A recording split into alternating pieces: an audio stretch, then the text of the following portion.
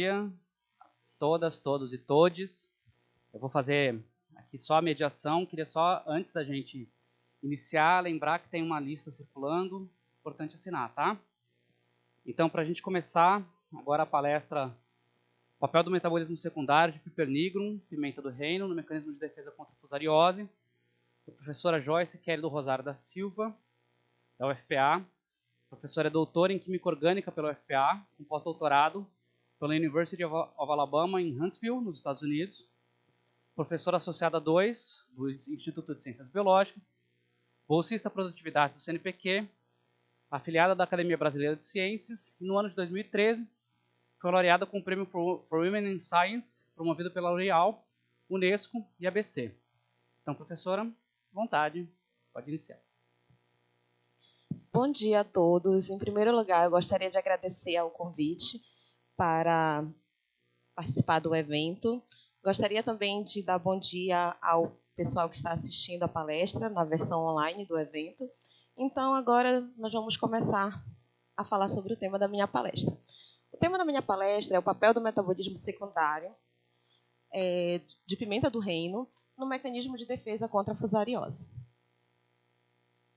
Então, para quem não sabe, a pimenta do reino ela possui uma importância econômica muito relevante para o Brasil e principalmente para o estado do Pará, pois a pimenta do reino ela é classificada como a especiaria mais importante do mundo, é conhecida até como a rainha das especiarias, pois ela apresenta uma grande difusão em todos os continentes. Então, todo mundo conhece a pimenta do reino, né? E nem todo mundo gosta, mas ela é muito bem aceita em todos os países e também é utilizada na medicina tradicional. Então, para quem não sabe, o Brasil ele é o quarto produtor internacional que contribui com cerca de 17% da produção mundial, ficando apenas atrás da Índia, da Malásia e do Vietnã. E o estado do Pará é o segundo principal produtor de pimenta do reino nacional, que é responsável por cerca de 30% da produção, ficando atrás do Espírito Santo, que é o responsável por cerca de 70% da produção nacional. Esses correspondem aos maiores produtores, tendo um pouco de produção também no estado da Bahia, no estado do Amazonas. Então, quando a gente olha esse mapa aqui, os estados que estão marcados, eles são os produtores de pimenta do reino. Nesse caso, de acordo com o último levantamento do IBGE, o Brasil produziu cerca de 100 mil toneladas por ano no ano de 2020 de pimenteira do reino. E grande parte desse produto é exportado para os países do exterior. Agora tem um problema. Nas recentes décadas, o Pará ele era considerado o maior produtor nacional. E o nosso estado ele contribuía com cerca de 90% da produção. Então, a produção era bastante significativa e também economicamente muito importante para o nosso estado. E o que aconteceu? Nos últimos 5 anos, de acordo com esse levantamento, nos últimos 10 anos, né, principalmente nesse pico aqui, que foi em 2015, que agora fazem 7 anos, né, houve um decréscimo no valor econômico da produção de pimenteira do reino do estado do Pará. Então, vejam só como decaiu aqui a produção, tendo um pequeno avanço a partir de 2020. Então, a produção de pimenta do reino do estado do Pará, entre os anos de 2019 e 2015, ela caiu cerca de 75%. Né? Então, como a gente pode considerar, era o maior produtor nacional e, de repente, essa produção caiu 75%, o que, obviamente, ocasionou grandes perdas econômicas para o nosso estado. Então, a pergunta é, onde está o problema? Né? Qual é o problema? O que aconteceu, então, com o estado do Pará, uma vez que o estado do Pará e o estado do Espírito Santo apresentam a mesma quantidade de área plantada, o mesmo número de pés de pimenteira do reino, no entanto, a produção do Pará apresenta uma baixa produtividade. Então, o principal problema dessa perda da produtividade na produção de pimenta do reino pelo estado do Pará é a incidência dessa doença, que é causada pelo fungo Fusarium solani, forma especialis piperis, e representa o maior problema para o cultivo de pimenta do reino no nosso estado. Essa doença é chamada de fusariose, ou então murcha de fusar, ou podridão do pé, tá? E ela causa o amarelecimento das folhas e perda total, provocando a necrose das folhas com o passar do tempo. E diminui a vida útil dos pimentais. Então, por exemplo, uma pimenta que é atacada pelo fusário, ela chega a durar cerca de apenas 2 anos no campo. Então, os primeiros sintomas da fusariose, eles começam nas raízes, pois ele é um fungo de solo, e depois eles vão se espalhando, né, pelos galhos das plantas, e depois eles vai promover a queda das folhas, a podridão das raízes e até então a morte das folhas, né, a necrose das folhas. E isso então prejudica bastante a cultura.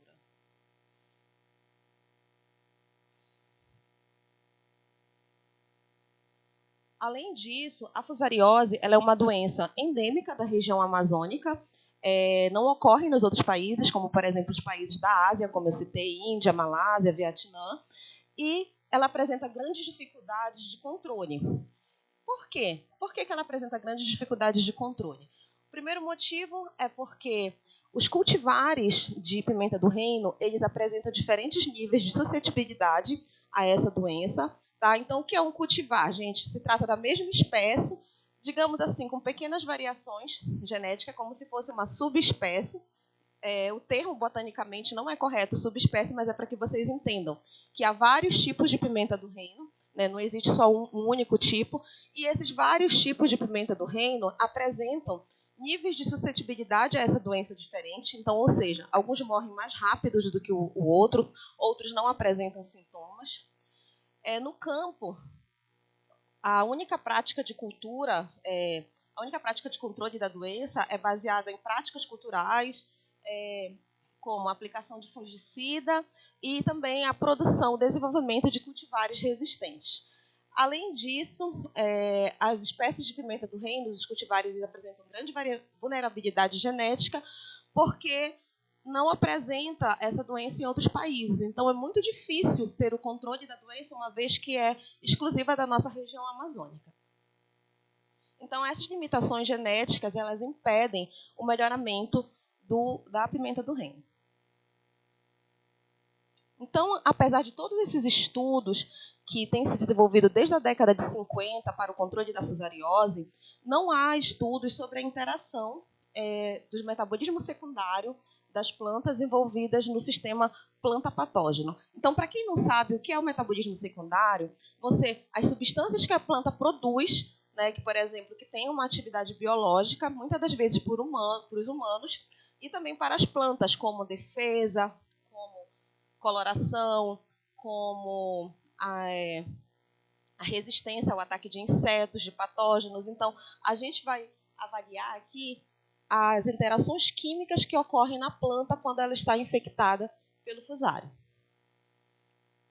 Então, a partir disso, nós desenvolvemos algumas estratégias experimentais para controlar a fusariose na pimenta do reino. A nossa estratégia vai ser utilizando a análise metabolômica.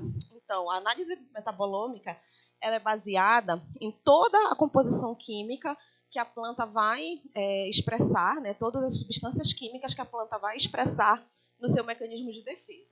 Então, o mecanismo de defesa de plantas ele responde ao ataque de patógenos, e isso inclui a mediação de substâncias como terpenoides e compostos fenólicos. E, através da metabolômica, através da identificação desses compostos, nós podemos desenvolver biomarcadores que podem diagnosticar a doença em estágios preliminares, né, de infecção, e também identificar cultivares resistentes e suscetíveis através da composição química. Então, vejam só, quando a planta for atacada pelo patógeno, ela vai sinalizar compostos químicos que seriam como os anticorpos da planta, né? E a partir deles a gente vai tentar diagnosticar se a doença está no estado inicial ou no estado final, e, além disso, determinar se o cultivar vai ser resistente ou tolerante. Então, geralmente, quando uma planta é identificada, ocorre significativas diferenças, ocorre significativas diferenças na composição química dos metabólitos secundários, tanto nas folhas quanto nas raízes, e assim nós podemos distinguir os sistemas de mecanismo de defesa.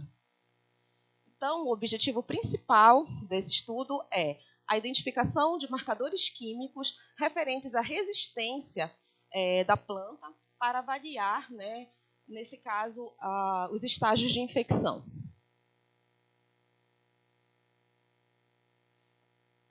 Então, primeiramente, nós fizemos aqui, eu vou mostrar para vocês o resultado de 4 estudos, né, com o mesmo, dois deles têm o mesmo tema. A primeira coisa que nós fizemos foi a inoculação de diferentes cultivares. Então, o que seria o objetivo desse estudo? Então, lembra que eu falei para vocês que os cultivares eles apresentam resistências diferentes, né? Então, a pergunta é, se eles apresentam resistências diferentes, será que eles são quimicamente diferentes? Né? Então, vamos comparar a composição química desses cultivares e ver se os compostos químicos, né, os metabólitos secundários, de fato, influenciam nessa resistência da planta. A segunda pergunta é, se eu usar uma planta resistente através do experimento chamado enxertia, eu posso promover tolerância à fusariose? Então, seria uma outra pergunta que nós queremos responder. E já a terceira pergunta é, se eu cultivar a minha espécie com fungos micorrízicos arbusculares e depois infectar com fusário, será que ele vai promover resistência? Então, agora, a gente vai ver quais foram as respostas obtidas para essas perguntas. Então, a primeira pergunta é, o perfil químico pode afetar a resistência dos cultivares? Então, esse trabalho ele foi desenvolvido, na época, pela Shirley da Luz, que foi minha aluna de mestrado em biotecnologia, e ela publicou esse trabalho aqui, né, metabolismo secundário, né,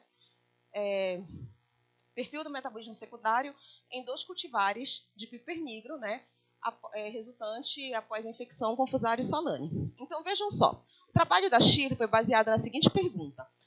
Nós tínhamos um cultivar de pimenta do reino chamado Bragantina e o outro Singapura.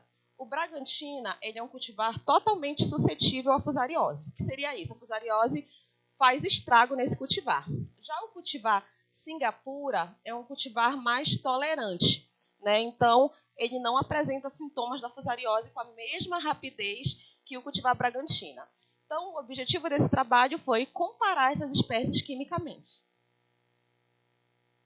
Então, esse aqui é o desenho experimental. O que nós fizemos? Nós cultivamos as plantas de piper nigro por aproximadamente 6 meses de crescimento. E aí, essas plantas foram... Só um minuto, tá? Essas plantas foram inoculadas pelas raízes. E aí, depois, nós monitoramos a produção dos metabólitos secundários no intervalo que variou de 7 a 60 dias pós-infecção, dependendo do experimento. E aí, então, nós coletamos folhas e raízes e verificamos quais eram os compostos voláteis que a planta produzia, quais eram os compostos fenólicos e também a atividade de 2 enzimas relacionadas ao mecanismo de defesa, a LOX, que é a lipoxigenase, e a PAL, que é a fenilalanina amoniodiase. Essas 2 enzimas, gente, quando uma planta ela é atacada por um inseto, por um herbívoro, por um micro-organismo, elas são expressas como uma forma de defesa na planta. Então, nós avaliamos o teor dessas enzimas no material coletado. É importante ressaltar que, no 21º dia, nas plantas infectadas que são suscetíveis à fusariose, em caso de vegetação, é o dia onde se aparece o primeiro sintoma. Então, esse dia ele é considerado um dia muito importante para o nosso experimento, porque é o dia onde a planta começa, digamos assim, a gritar por socorro, né? Ela começa a produzir um monte de coisa, porque é onde está aparecendo os primeiros sintomas da fusariose. Então, nós avaliamos o perfil químico, né, volátil. O cultivar Bragantina ele apresentou cerca de 83% de sesquiterpenos oxigenados, que é essa classe de substâncias aqui. O principal componente foi o alfa-bisabolol, o elemol e o neurodidol, presente no óleo essencial.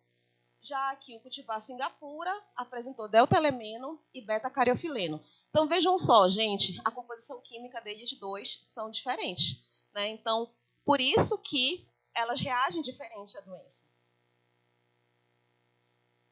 Então, vejam, quando nós infectamos as plantas, ao mesmo tempo na casa de vegetação, nós fizemos a análise da sintomatologia. Então, olhem aqui. Aqui a gente tem no 7º dia após a infecção até o 45º dia após a infecção. Então, veja, o cultivar suscetível, ele começou a mostrar os primeiros sintomas no 21º dia, enquanto aqui o cultivar Singapura permaneceu intacto, né? Então, nós monitoramos o experimento por mais de 60 dias e o cultivar Singapura estava lá, tipo, de boa, né? Esperando algo acontecer, enquanto que o cultivar Bragantina morreu completamente, tá? Então, o que aconteceu quimicamente com essas plantas, né? Porque a planta 2, Singapura, ela é resistente, enquanto que a planta Bragantina, o cultivar Bragantina, é suscetível à doença. Então, nós avaliamos aqui, olha só, o que aconteceu nos compostos voláteis, né, dos cultivares após a infecção. Então, esse primeiro gráfico aqui, tá, ele tem a concentração dos sesquiterpenos hidrocarbonetos. Para quem não sabe, isso é uma classe de compostos, tá? E esse aqui, ele mostra a concentração de sesquiterpenos oxigenados. Então, o que é que a gente observou aqui? Tá? O verde claro é o cultivar Bragantina e o verde escuro é o cultivar Singapura. Ou seja, aqui é o suscetível, né? E aqui é o tolerante. Então, a gente observou que na planta tolerante houve um aumento aqui na produção dos sesquiterpenos hidrocarbonetos, com uma diminuição no 21º dia. Então, veja que essas classes, elas não alteraram no cultivar que era suscetível. Já no caso aqui dos sesquiterpenos oxigenados, o que é que a gente observa? Também aqui no cultivar que é suscetível, houve um aumento de 20% em relação às plantas controles. Então, o que é que a gente pode dizer? Que esses sesquiterpenos, eles podem ser considerados os marcadores da infecção do cultivar tolerante à fusariose e eles são voláteis que são relacionados à defesa de plantas. Além disso, o que aconteceu? As plantas infectadas, tanto as tolerantes como as suscetíveis, elas emitiram compostos orgânicos voláteis de baixo peso molecular, como o 3-hexenol e o E-beta-ocimeno, que são relacionados à defesa também. Então, o que aconteceu quimicamente? Né? Elas começaram a produzir compostos que são relacionados à defesa. Além disso, nós avaliamos os compostos presentes nas raízes das plantas e o cultivar Singapura, ele apresentou uma grande variedade, onde apenas as espécies infectadas produziram uma grande quantidade dessas substâncias que são conhecidas como alcamidas de cadeia longa. Todo mundo conhece o sabor da pimenta do reino, né? Então, quem é responsável é essa alcamida aqui, que é a piperina, e ela está presente nas raízes também da pimenta do reino e nos frutos, e as plantas produziram esses compostos para se defender. Então, vejam, gente, esses compostos aqui que estão mostrados, eles foram produzidos apenas pelas plantas infectadas, tá? As não infectadas, elas não produziram esses compostos. Então, o que isso quer dizer? Quando a gente compara a planta do mesmo cultivar infectada e a controle não infectada, isso mostra que ela está respondendo à defesa através de sinalização de compostos químicos.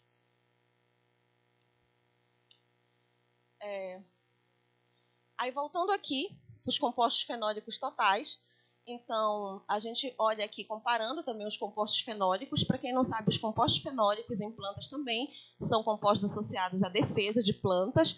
Quando a gente compara aqui o cultivar Bragantina, né, aqui é o verde, e o cultivar Singapura, o verde mais claro, né? Então, a gente mostra que, como o cultivar suscetível, ele está, digamos assim, gritando por socorro, né? Depois que a planta é infectada, ele começou a produzir mais compostos fenólicos para se defender. Então, aqui os níveis de compostos fenólicos eles são maiores, tá? A partir do 30º dia, aqui principalmente no 30º dia. E quando a gente olha as raízes, já é o contrário. O cultivar tolerante, ele apresentou uma maior quantidade de compostos fenólicos nas raízes.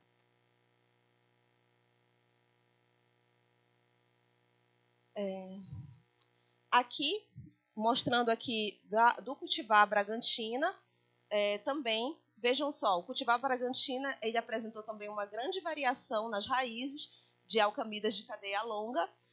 Também foram mostradas a composição química dessas alcamidas apenas pelos compostos tolerantes, apenas pelo cultivar, infectado. Então, nesse caso aqui, apenas as plantas infectadas, elas mostraram a produção desses compostos que não foram encontradas na planta controle. Tá? E aí, baseado nisso, nós desenvolvemos um outro trabalho. Então, vejam só, gente. Então, nós comparamos, de fato, 2 cultivares, um resistente e um tolerante, e vimos que, de fato, quimicamente, eles eram diferentes, eles respondiam diferente à infecção, e isso pode servir para diagnosticar a doença nos próximos cultivares. Então, como nós tínhamos trabalhado apenas com um cultivar, nós estendemos essa ideia e trabalhamos com mais cultivares. Esse aqui foi um trabalho de mestrado do meu aluno Lucas Barata, tá, também, que fez o mestrado em biotecnologia. E nós já trabalhamos aqui no trabalho dele com 8 cultivares. Nem lembrava que era tudo isso, tá? Bragantina, Singapura, Clonada, Equador, Guajarina, Iaçará, Cotonadã e o Tiracota. Então, os principais componentes voláteis que foram identificados nas folhas foram esses compostos aqui, todos sesquiterpenos, tá? E os principais componentes identificados nos frutos foram esses aqui, que são monoterpenos, que são responsáveis pelo flavor do fruto. Tá? Então, o que nós fizemos? Nós avaliamos a composição química desses cultivares, uma vez que eles também reagem de maneira diferente à doença. E aí nós comparamos os teores de compostos fenólicos totais, tá? Tanto nas folhas quanto nos frutos, e a gente observou que o cultivar Bragantina e o cultivar Clonada apresentam maiores quantidades de fenólicos totais. Já nos frutos, as maiores quantidades de fenólicos totais estão presentes no cultivar Singapura e o Tiracota.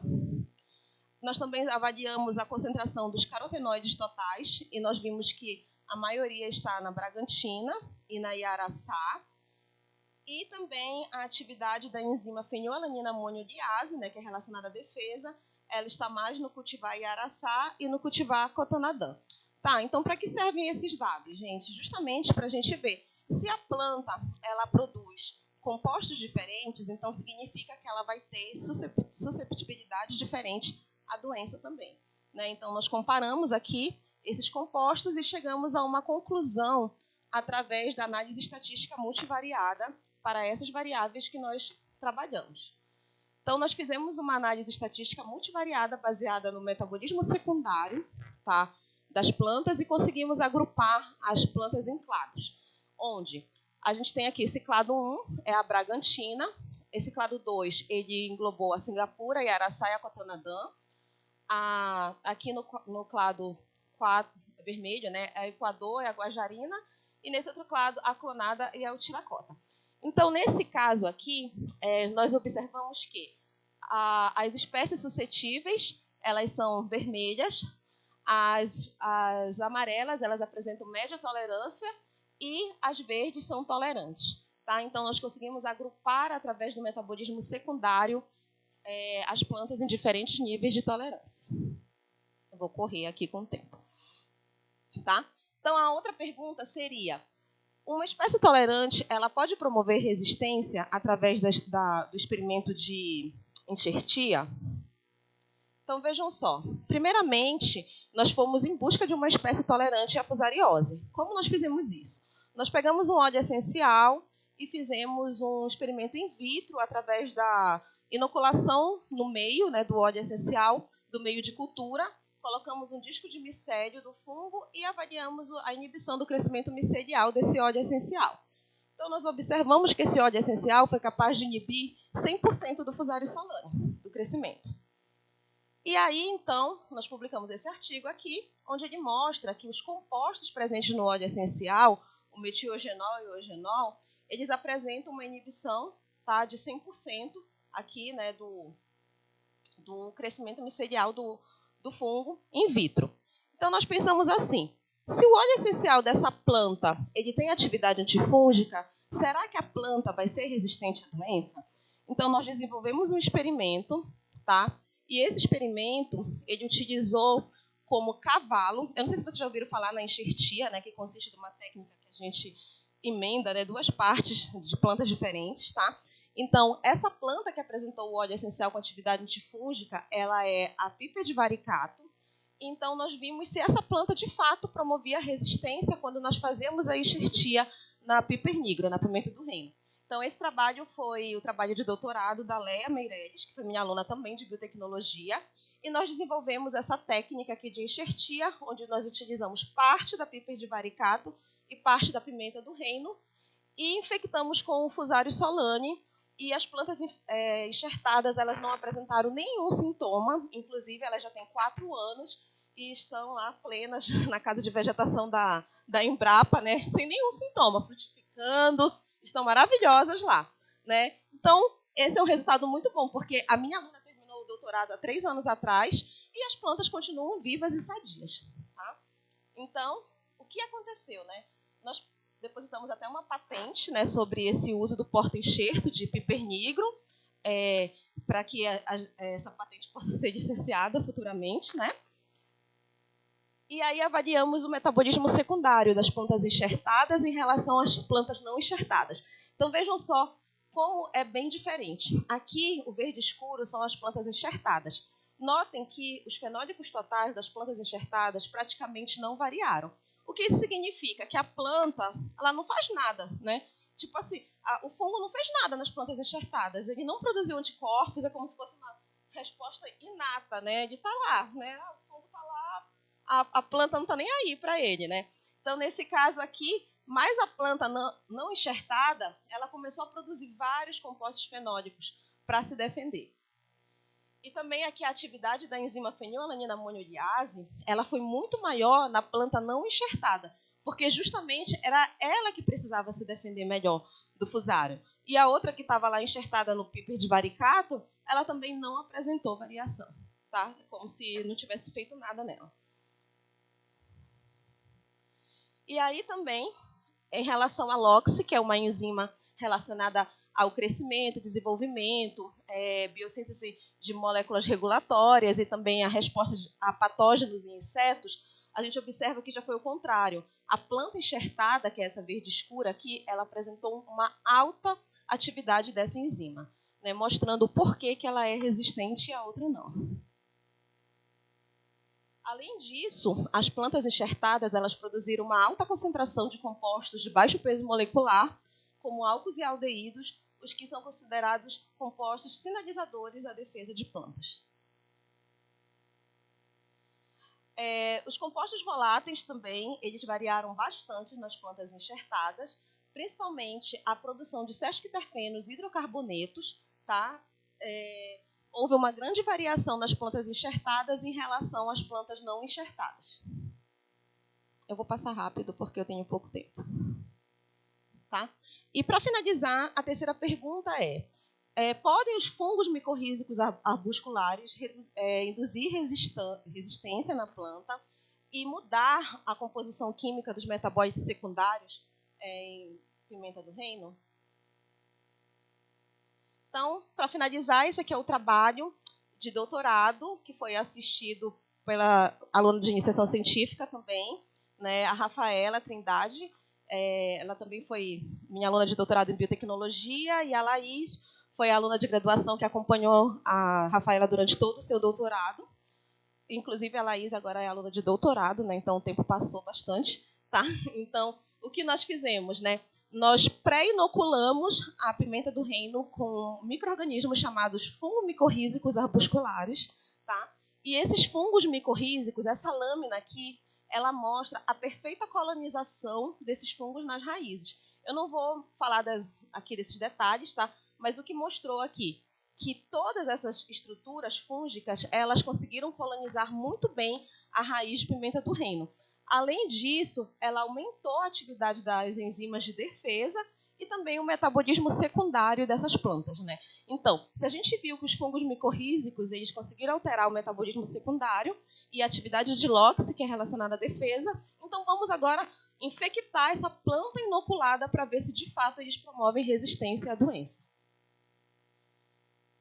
Então, o que foi que nós fizemos? Nós co-inoculamos, né, essa planta que já está, nós infectamos, né, essa planta que já estava inoculada com os fungos, e nós observamos que ele não protegeu, a co-inoculação, ela não protegeu completamente da doença, mas atenuou seus sintomas, tá? Além disso, provocou mudanças no metabolismo secundário, tá? Então, aqui no caso, as plantas que foram co-inoculadas, já foi o contrário, elas diminuíram a atividade de LOX, e aí apresentaram alguns sintomas. Então, antes da inoculação estava tudo bem, mas depois meio que teve uma catástrofe aí no sistema de defesa da planta. Tá? E, além disso, né, também, nós avaliamos o teor de fenólicos totais e nós observamos que a planta que estava também co-inoculada apresentou uma diminuição no teor de compostos fenólicos totais no 7º dia após a infecção. E aqui também, né, de acordo, as plantas co-inoculadas também. Por quê? Por elas serem mais resistentes, elas produziram menos compostos fenólicos para se defender. Por fim, aqui a composição química dos compostos voláteis, né? Então, a gente pode observar que o composto volátil majoritário, o beta-cariofileno, ele apresentou uma diminuição tanto nas plantas infectadas por fusário, quanto nas co-inoculadas com fungos micorrízicos, nas folhas, e as plantas co-inoculadas, elas apresentaram uma maior concentração desse composto aqui, o alfa-murolol. Já nas raízes, não houve variação significativa de nenhum composto relacionado à defesa. Então, para finalizar, nós podemos concluir que a infecção do Fusarium solane na pimenta do reino, ela promoveu uma defesa sistêmica na planta. Por que sistêmica? Ela não acontece no local da infecção, nas raízes, e sim nas folhas, que foi mediada por mudanças no metabolismo secundário.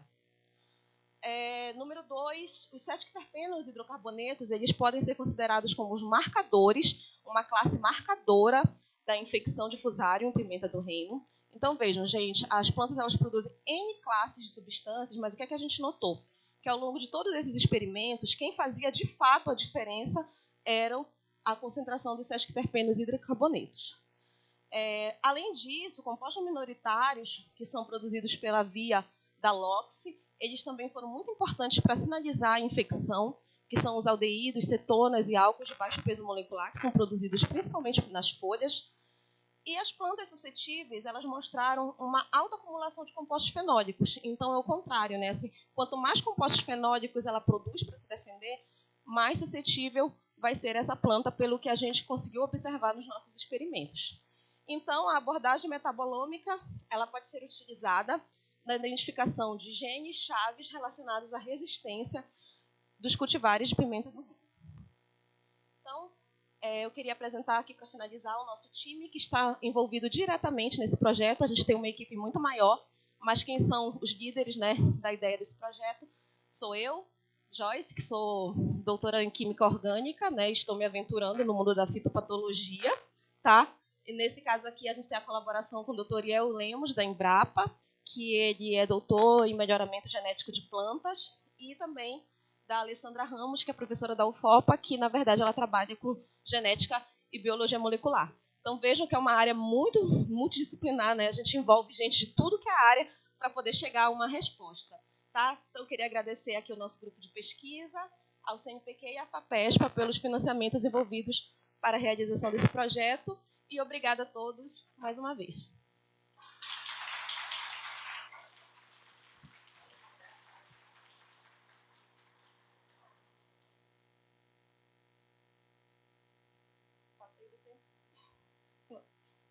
Bom, ok.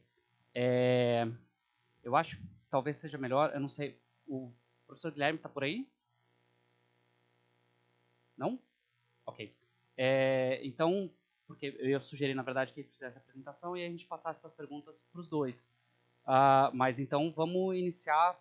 Quem tem perguntas para a professora Joyce? Vamos só trocar de microfone, que daí eu puder...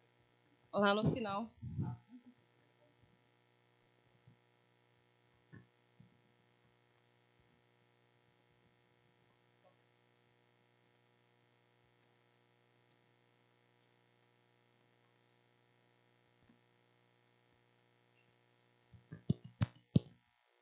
Bom dia, parabéns, Joyce.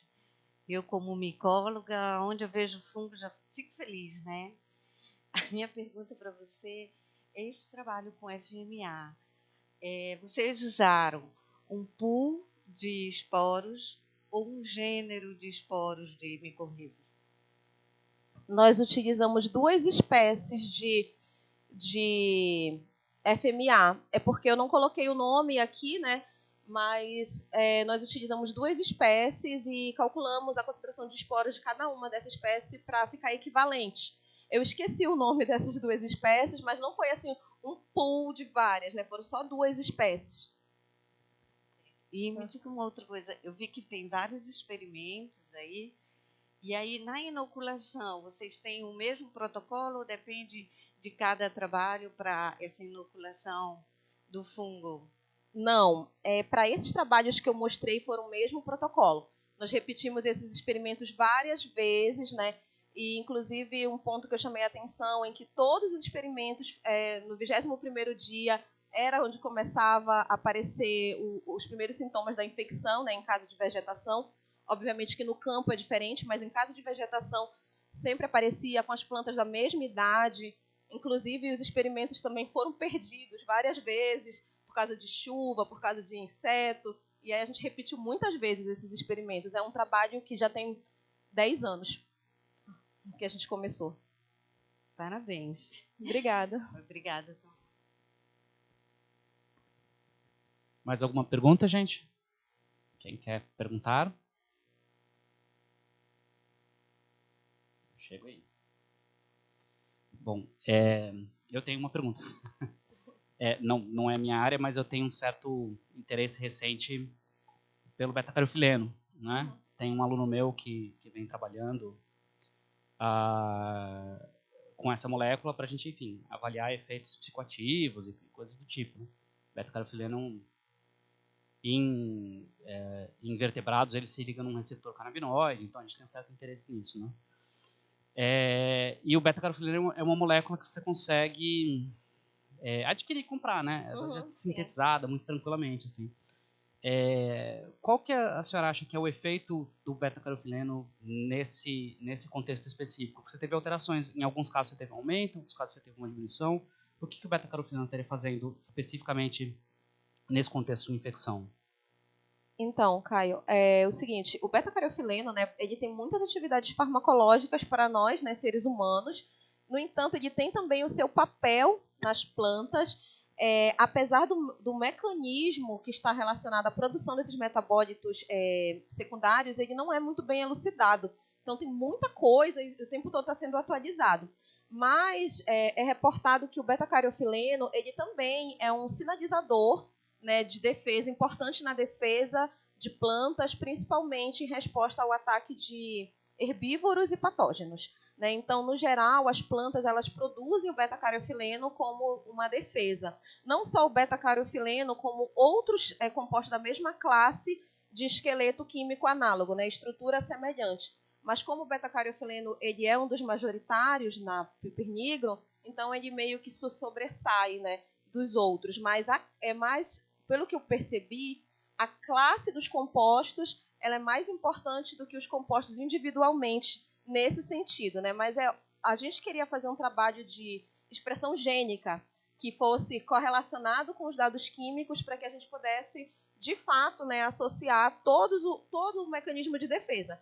Só que faltou dinheiro, né? Então, agora, né, sempre falta, né? Então, agora é uma perspectiva que a gente consiga, de fato, ver quem são os responsáveis por esse mecanismo.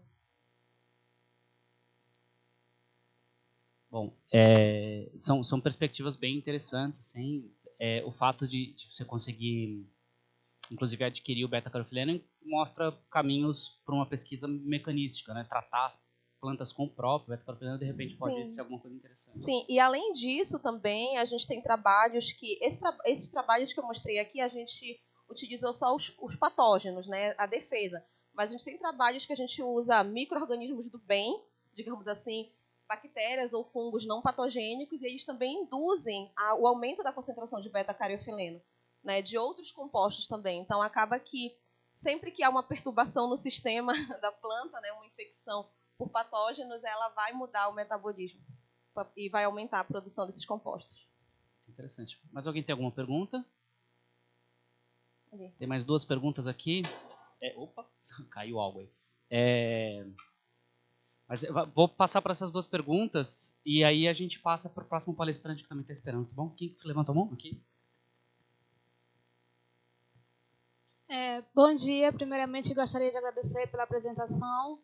Foi muito bem explicado. Eu que não sou da área, fiquei muito encantada. mas a minha dúvida era para saber como foi feita essa diferenciação dos compostos fenólicos. Porque no momento você falou que encontrou terpenos, né? Na classe dos terpenos. E em outro momento só foi a classe geral dos compostos fenólicos. Aí como vocês fizeram para distinguir os terpenos nesse caso? Obrigada pela pergunta, tá? E obrigada também por ter gostado da apresentação.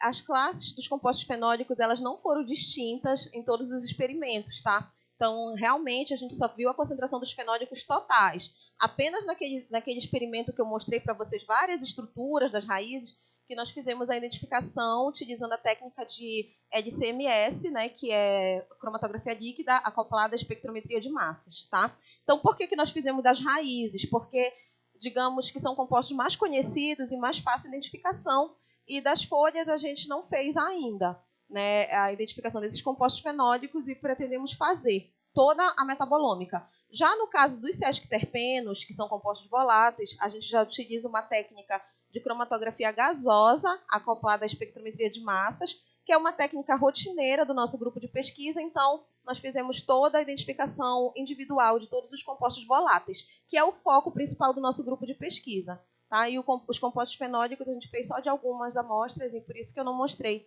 especificamente todos os compostos fenólicos. Okay? Muito obrigada.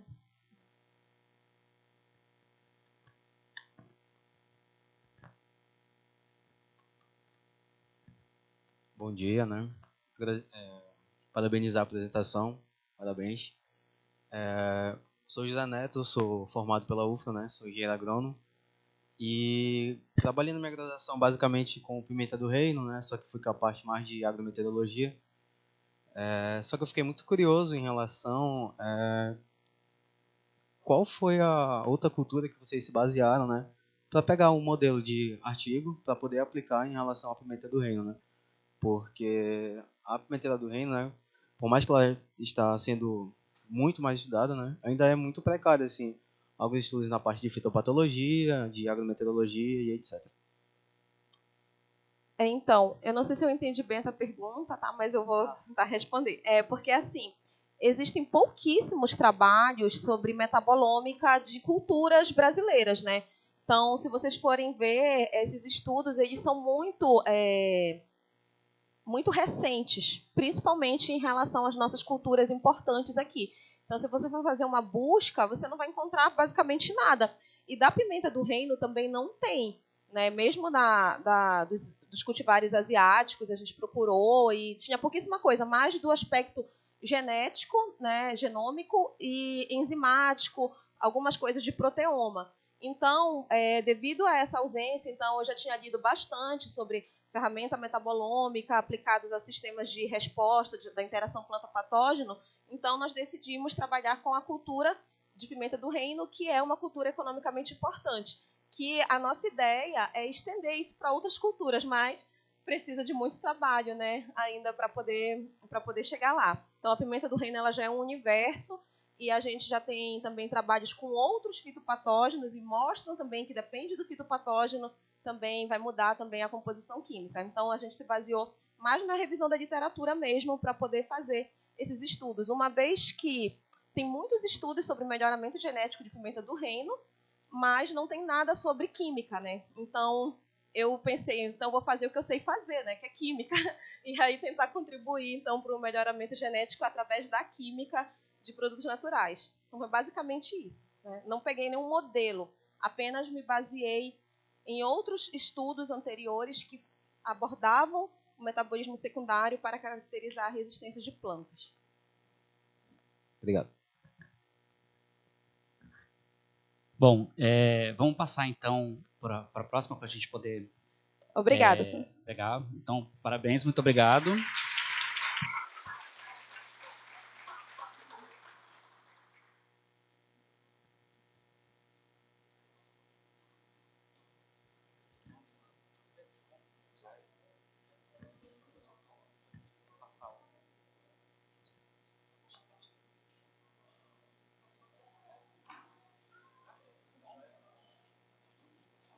Bom, gente, vamos lá, vamos dar início.